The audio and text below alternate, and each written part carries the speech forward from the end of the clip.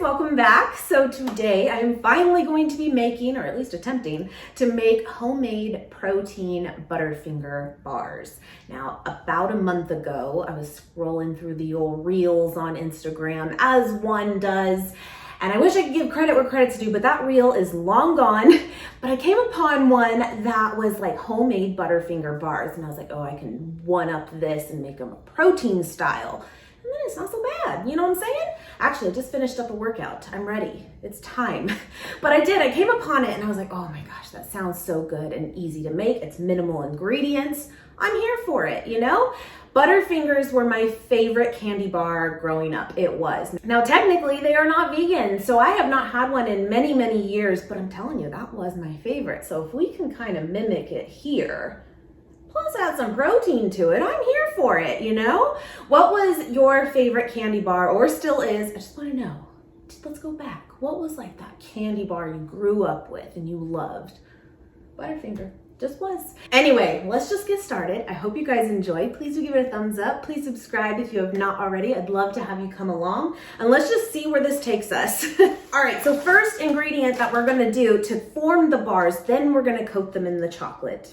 Makes sense to me, right? We're gonna use these corn flakes here. Now, these ones are from Whole Foods. They're by Nature's Path. I love that brand. Actually, they have really good granolas too. But these are actually sweetened with a fruit juice already. What I wanted to mention is if you bought a unsweetened version, I think then also, if you don't use a protein powder that's also sweetened, you might want to add some kind of sweetener to it to get that true sweet candy bar flavor, you know? But I think because I am adding protein and a sweetened corn flake, we're gonna be all right. So here's what I'm gonna do. And you know me, we eyeball it.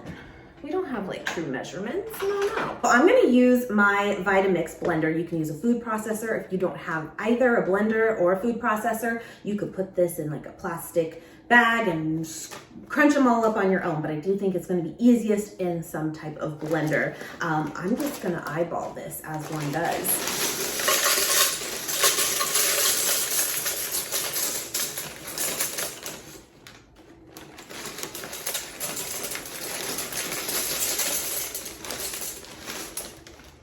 They smell good. I don't know, 3 cups, something like that. Then what we're gonna do is we're gonna add peanut butter to it. This is just the Costco organic creamy peanut butter. If you wanna use crunchy, I don't think it really matters. It'll still have the flavor. It will be good. Let's blend this up a little bit first. That was a good idea because then you can really see how much you've got. This I did on like the lowest setting. I love my Vitamix. I have had it now for years and we have not looked back, and it's perfect, right? I love it. Anyway, so we got maybe like what looks like 1.5 cups or so now. I think it's still gonna be okay. So then we're gonna add some peanut butter. Again, if you wanted to use like a PB Fit or a PB2, like the powdered peanut butter, I think it would be good. You can do it. But again, those things aren't sweetened on their own, and that's where you would want to possibly add, you know, again, some more sweetener. I feel good about this. Yeah. Now, because I'm also using real peanut butter, I think this is going to make it all, you know, stick together. If you're not, I would say maybe add a flax egg to it. And if you've never done that before, it's where you take flax meal, grounded flax, add a little bit of water to it, let it sit for like a minute, and it will become very gelatinous, very goopy. And then you would add that to it. You're not gonna get much flavor from it or anything, which is good, but it would be a good binder. But I think, again, I'm gonna be okay with just this. Now, this is where I'm gonna make it the protein. I'm gonna use this Orgain peanut butter protein. I actually lucked out. This is why I got postponed a little bit though. So I'm like, no, I wanna do a protein style one. And I thought I had peanut butter protein in the pantry and I didn't. And so I ordered this last week and then it got delayed. But I will tell you, it was on sale on Amazon for like 15 bucks. I was like, well, okay, it was meant to be. I want to mention too, I just grabbed it to share it with you. I thought we could talk about it, but you guys know Orgain is one of my favorites. It's a tried and true. You can find it at Costco too, which is nice and convenient and stuff. But one of my favorites, and I will link it below for you guys, proteins as of more recently. I just say that because this has been like, I've had it for years and years. But over the last year or two, I've been using New Zest. This is strawberry flavored. We're not gonna use it for this, but I just wanted to mention it to you. I love this. It's great flavor, just like this one in my opinion, but the macros on this is incredible. This is not bad, but this is incredible. This is actually for like, just to put it in perspective, 2 scoops here is 150 calories for 20 grams of protein, or 21. And this one is 100 calories for 2 scoops, 20 grams of protein, 2 grams of fat for this one, and the carbs is less than 1. And then on this one, it's 5 grams of fat and 15 carbs. Not a big deal. Neither is bad. But I just kind of can't beat that one when it comes to macros, if that is something you are like, looking at. So again, that will be linked for you if you just want to check it out. Don't you hate when it's the first one and you have to dig for said scooper?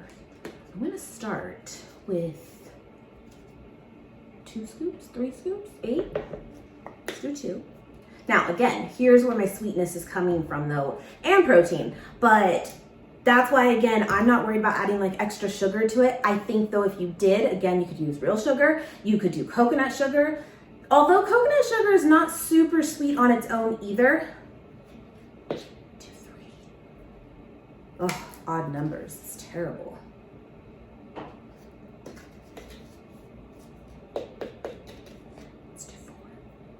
But I think also you could use a maple syrup. You could use an agave nectar. These are just some like substitutes that would still give it a little bit of sweetness. Okay, now think of some water.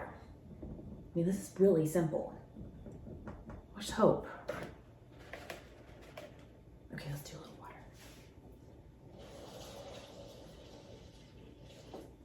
Okay, I don't know, like half a cup, and we'll go from there. I'm gonna blend it. We're gonna see what we're working with. It's working. More water.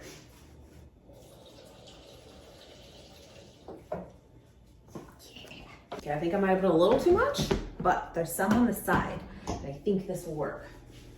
And if not, then we're gonna add some more cornflakes. I mean, you didn't come here for like an actual recipe, did you? I love peanut butter. You know this. If you are not new here, you know. Okay, this is good. You know what? You can tell, because I was thinking too, you could probably add like a little bit of true butter to it, like vegan butter, right? The Earth Balance stick butter, whatever.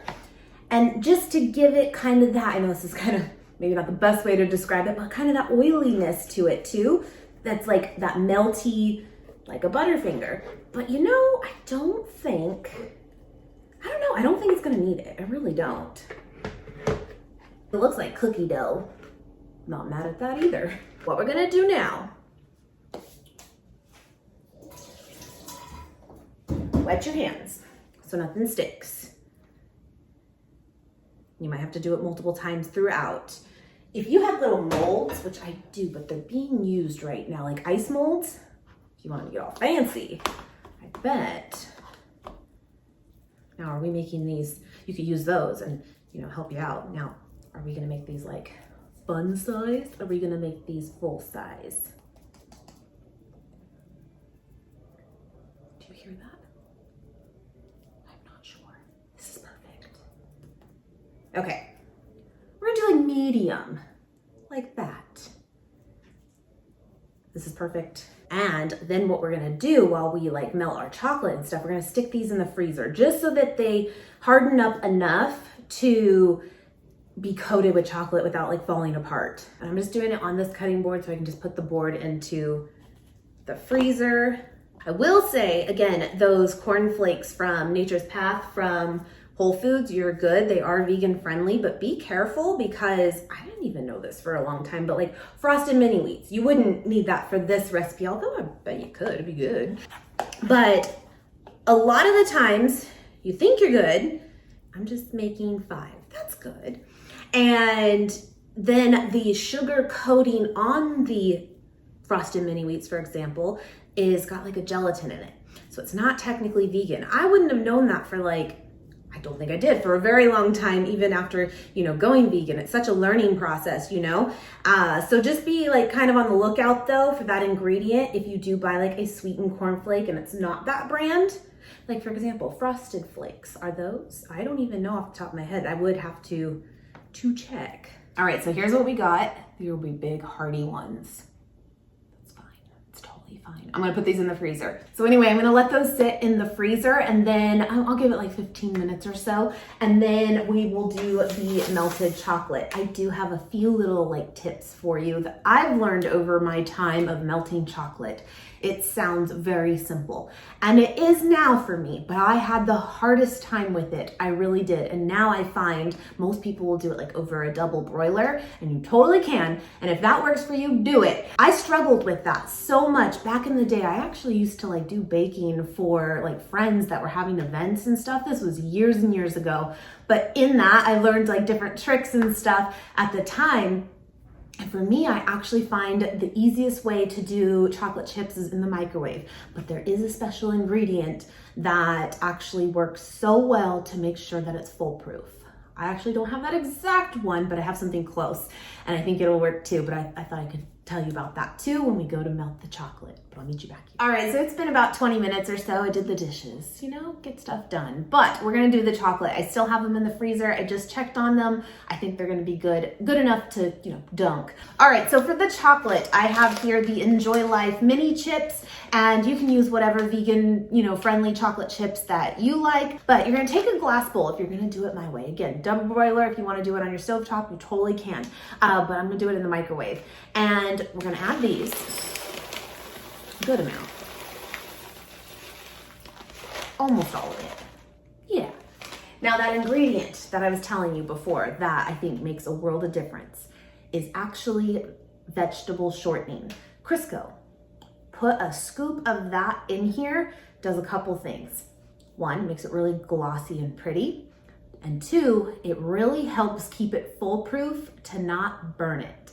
And I have burned so many melting chocolate over my time. It's ridiculous.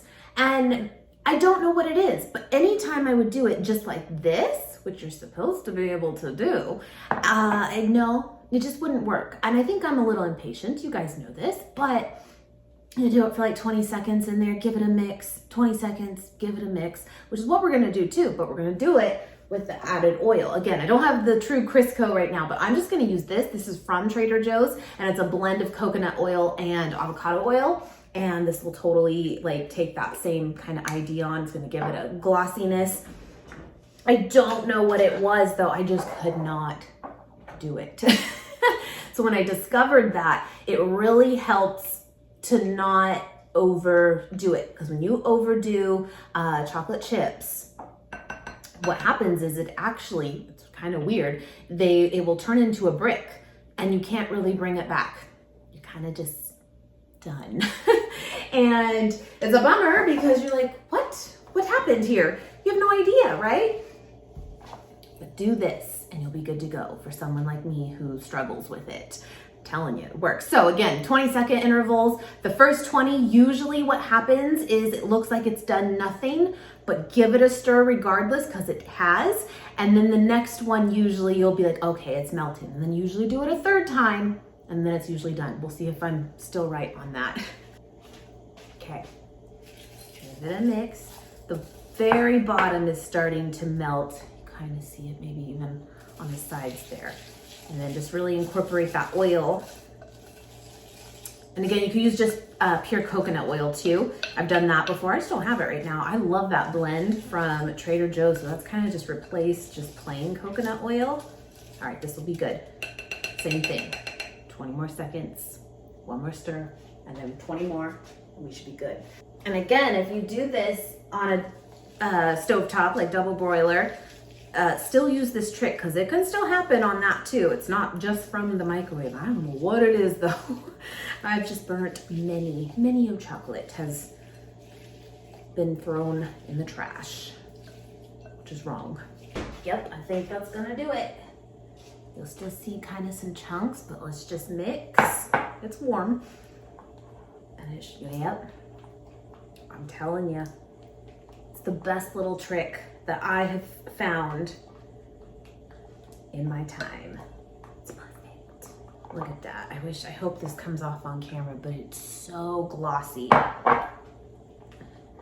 Which just makes it prettier. So then all we're gonna do is dunk them.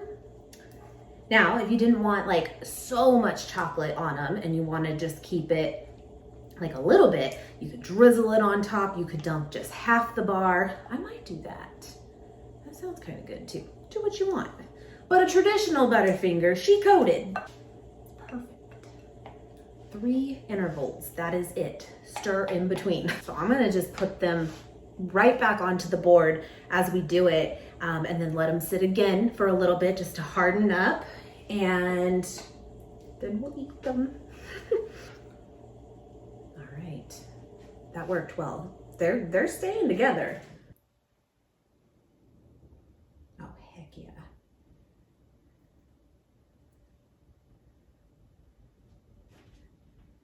All right, let's just coat them, come on. And this will harden up pretty quick. Even if you just left them out like this, I can already see it kind of creating that like shell to it. But to speed it up, fridge or freezer. All right, I mean, they look homemade. They really do, in the best way. We'll cut into one here in a little bit. I'm gonna put them in the freezer. We'll try it out. All right, I just pulled them out of the freezer. It's been a solid 10 minutes, and that's as long as I'm gonna wait. I'm gonna cut one in half so we can, see it and then eat it. And then I'm gonna just store them in this, put them in the fridge, and we will have these good to go. Look at that. Look at it. Okay.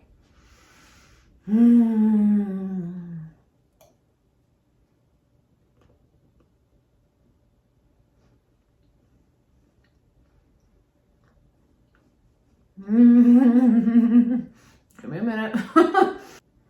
Wow. It tastes like a Butterfinger meets a peanut butter cup. That is not a bad combo. No, they're definitely rich. Oh my gosh. I love it. I hope you try this. That is wonderful. I'm gonna finish this. Honestly, I probably will just eat this chunk for now because they're rich. They are. They're delicious. Well, I hope you enjoyed hanging out with me, doing the things. We got our own little Butterfinger fix here. That's awesome. Try it out. I hope you do. And then again, leave me in the comments. What was your favorite or still is favorite candy bar? I want to know. Anyway, my friends, have a great, great day, and I will see you guys for Vlog Sunday. Bye, guys.